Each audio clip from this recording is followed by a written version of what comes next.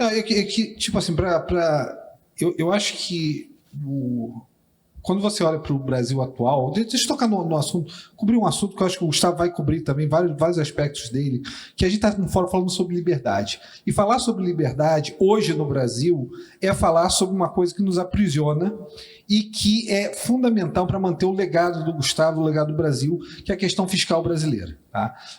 A gente está lançando um paper, semana que vem vai ser um paper nosso, com o nome carinhoso de Frankenstein, porque a gente normalmente usa livros famosos ou filmes famosos com relação ao que a gente escreve, tá? E a gente está usando Frankenstein de Mary Shelley como escrito em 1818, um romance gótico, não é libertário, mas fala várias coisas ali, Prometeus moderno, né? O limite que a pessoa tem dentro da sua responsabilidade, que era a questão de Victor Frankenstein, quando ele criou o monstro saiu de controle. E a gente tem esse monstro fiscal brasileiro, onde uma série de decisões, muitas vezes não mal intencionadas, começou com a Constituição de 88, né? Onde naquele artigo, se eu não me engano, artigo 6º, em que tinha todos aqueles benefícios de saúde, educação, e que se estendiam pela Constituição, a gente começou num país que o eleitor mediano é muito pobre, e o eleitor mediano é mais pobre que o eleitor médio, substancialmente mais pobre que o eleitor médio, e ele vota por distribuição. Ele tem votado por distribuição constantemente no processo democrático. E você elevou, na verdade, a carga tributária enormemente do país, ao ponto que nossa carga tributária é 10 pontos acima de outros emergentes.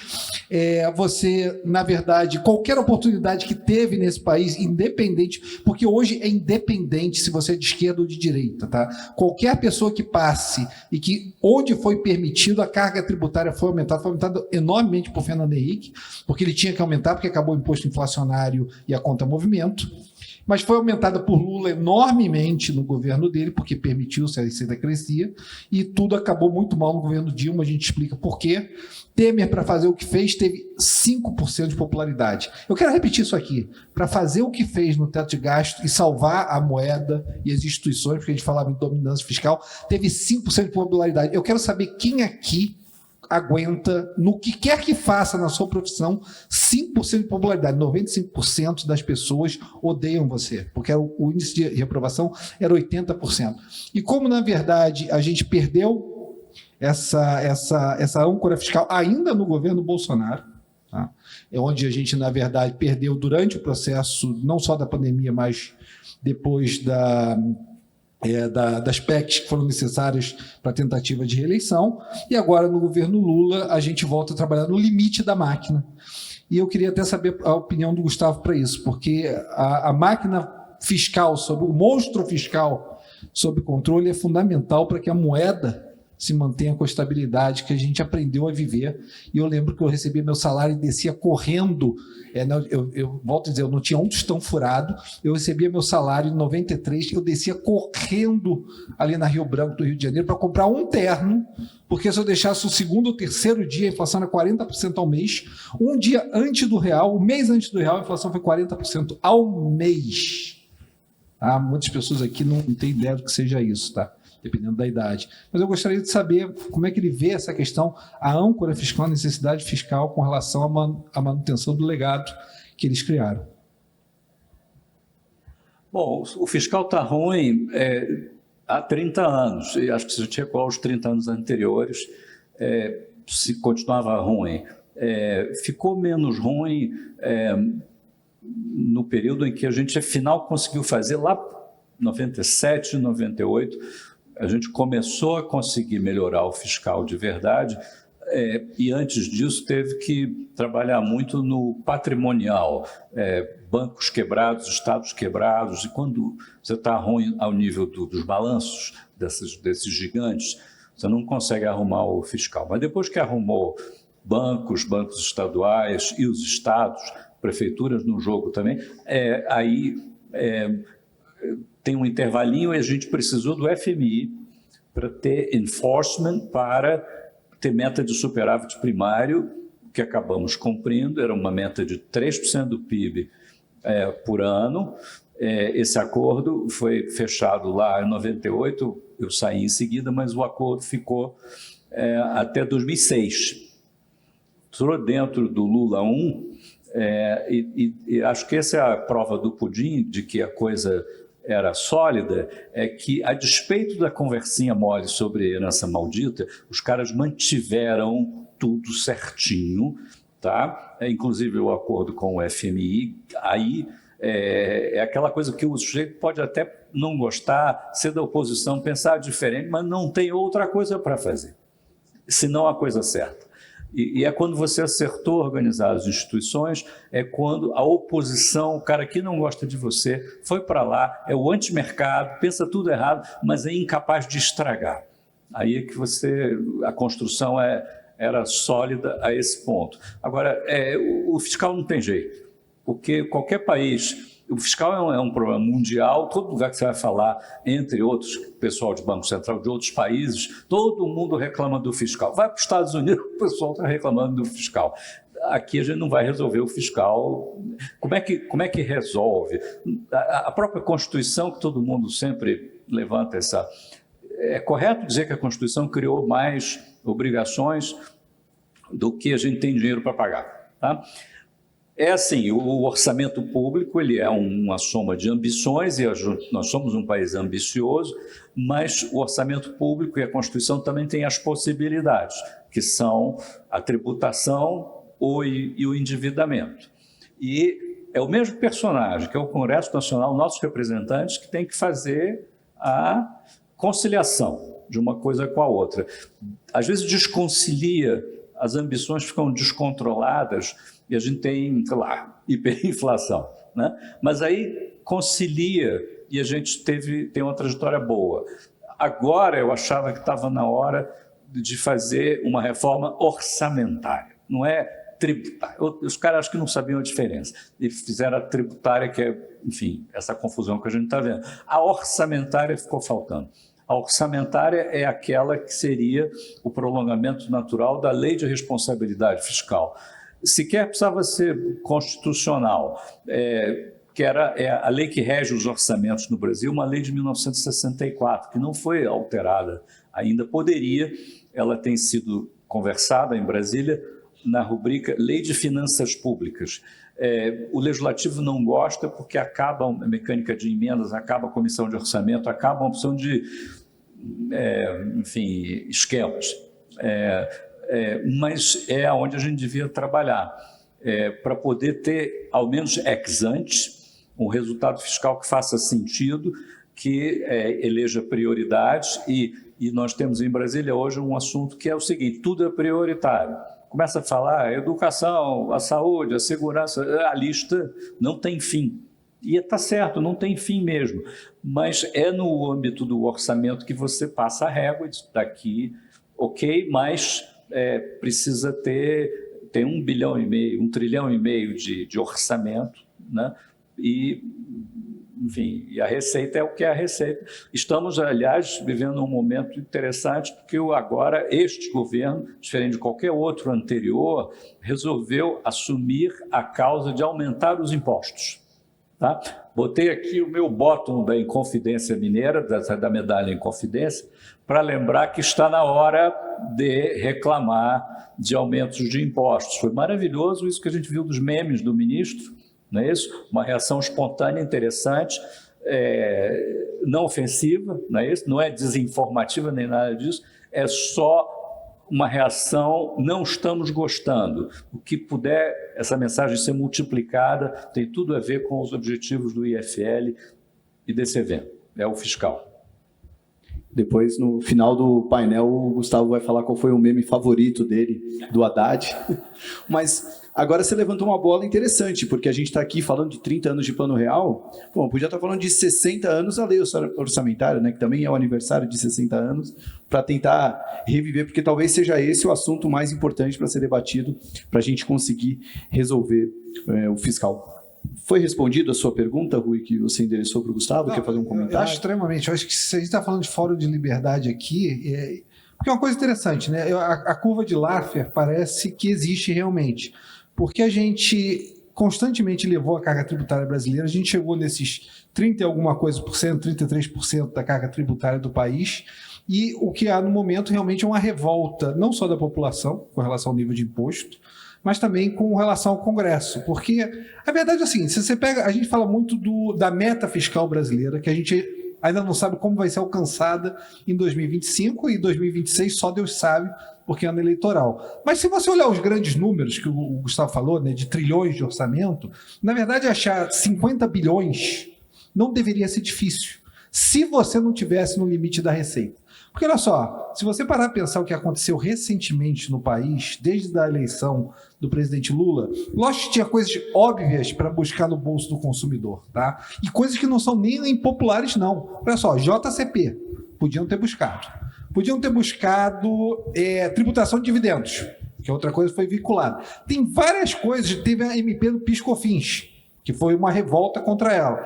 Várias coisas estão se tentando nesse governo para se aumentar a receita e ir contra o bolso do contribuinte. O que o Congresso, tanto o Congresso quanto o contribuinte, o meu meme favorito foi o Taxa Humana, aquele realmente foi sensacional. E também como é que é... Esse foi parar lá na Times Square, né? Ele foi parar na Times Square e tinha o Megadeth, né? Não tinha aquele daquela Teve banda? o 11 Impostos e um Segredo. Esses são muito bons. Mas existe uma revolta hoje da população, existe um congresso. Você vê, cara, toda hora você teve a desoneração da folha, tá? E toda hora você tenta reonerar. Você vê que todas as tentativas de reoneração, o Congresso tem negado todas elas. Aliás, foi quase uma piada as medidas que o Congresso propôs para contrapor a desoneração da folha. Então, existe um sentimento hoje no Brasil de que não existe espaço fiscal do lado da receita. Qual é o problema do lado da despesa? Que esse é o grande desafio. Eu queria até saber a opinião do Gustavo sobre isso. Porque na despesa, cada vez mais as despesas são obrigatórias e cada vez menos mais despesas são discricionárias. No nosso paper a gente mostra que até o final da década acabaram as despesas discricionárias, porque as obrigatórias crescem mais rápido do que o 2,5% proposto do chamado arcabouço, né, fiscal. Porque o problema do arcabouço não é só atingir a meta. Você tem a meta zero. É que a despesa só pode crescer 2,5%. E você tem uma série de despesas vinculadas e tem coisas que estão crescendo a uma velocidade assustadora. Pessoas em benefício, pessoas em previdência, a coisa realmente saiu de controle. Em algum momento, alguém vai ter que sentar e colocar o capital político e dizer assim, olha, igual no teto de gasto, alguém vai ter que ser impopular. Vai ter que sentar e vai dizer, olha, eu não tenho mais espaço, tá? Não dá para ter Zona Franca de Manaus, não dá para ter orçamento secreto, que agora é emenda do relator, não dá para ter tudo isso, porque a despesa discricionária daqui a pouco vai ter que ir para negativo, né? Como resolver isso e como colocar capital político para resolver, porque no final dos contos é o que precisa. Alguém, como o Itamar colocou ali na Inception do Plano Real, alguém tem que colocar capital político e lutar contra isso, né? E qual a opinião que você queria saber do Gustavo? Eu queria saber do Gustavo como ele vê esse processo. Logicamente, as despesas discricionárias cada vez são menores no orçamento, as obrigatórias não param de crescer. Algum momento, alguém vai ter que sentar, como a Receita não aceita mais o crescimento da Receita, alguém vai ter que sentar e colocar capital político e dizer, vamos rever essas obrigatórias. A gente tem que sentar e rever essas obrigatórias. Será que isso é possível no Brasil de hoje? Tem sido, nos últimos, esse problema de hoje do encolhimento, da discricionária e também o Congresso avançar defender-se do contingenciamento e da vinculação de receita, isso já estava posto. Eu não sei, não tenho resposta para isso. A pergunta, eu lembro de um ministro com quem eu trabalhei que, quando ele virava para a gente dizer assim, mas cortar de onde, professor? Diz aí onde é que tem que cortar. Já é o começo que o ministro não entendeu como é que funciona o negócio. Porque tudo tem mérito, não tem uma despesa. Se o político diz assim, vamos cortar os desperdícios e as coisas desnecessárias, ele vai cortar zero, tá? Porque tudo é útil, necessário e tudo tem uma bancada defendendo. Então, vai ser impopular, como você falou, muito pior, vai ser impopular em Brasília, né? Então, você vai brigar com alguém. Não tem jeito. Agora, e aí, ao longo dos anos, o que eu aprendi é que a despesa de menos mérito é a mais discreta, né? Por exemplo, deixa eu dar um exemplo só. Sabe quanto custou o nosso submarino nuclear? Então, alguns bilhões de dólares, tá? Eu não vou dizer, mas depois você vê quem fez o submarino nuclear, que também vai responder parte da pergunta. Quer dizer, tem muita coisa no orçamento para ver. A gente, sei lá, não conseguiu privatizar a empresa do trem-bala. Tem uma empresa do trem-bala que tem 400 funcionários. Não é que eles não estão fazendo nada. Os 400 cargos são fundamentais para dar complementação salarial para os secretários que estão trabalhando na esplanada, que ganhariam muito pouco e não estariam lá se não tivesse essa complementação. Olha que loucura. É muito mais complexo do que parece. Várias gerações de gente de bom senso já passou por lá tentando meter a faca, o único jeito é conseguir, no meu modo de ver, criar dentro do parlamento eles contra eles. Tá? Construir uma restrição tal qual a turma do submarino nuclear tem que tirar dinheiro da educação. Aí é uma briga de gente grande que o burocrata do Banco Central ou da Fazenda não tem cacife para entrar nessa conversa. Mas como criar esse incentivo, essa mecânica, se a gente tivesse um orçamento de verdade, onde houvesse a noção de que tem uma restrição orçamentária. Eles não têm. Eles, políticos, sempre que você diz mais deputado, senador, tem um teto. Ele diz, não tem teto não, você que está escondendo um dinheiro aí. Porque na hora que tem que aparecer um dinheiro, aparece. Não é isso? Quando deu a pandemia, apareceu 5% do PIB e apareceu.